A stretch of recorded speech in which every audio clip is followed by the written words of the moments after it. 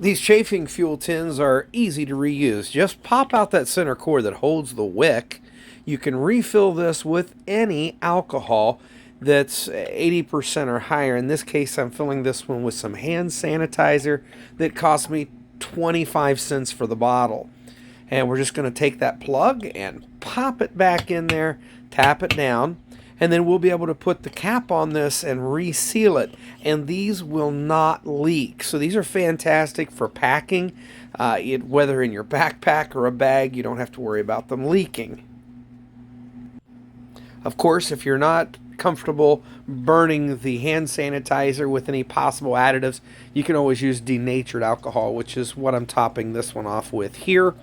And it's going to most certainly burn cleaner, and making these an excellent source for emergency heat if you need to boil water, just to cook a meal when camping or picnicking.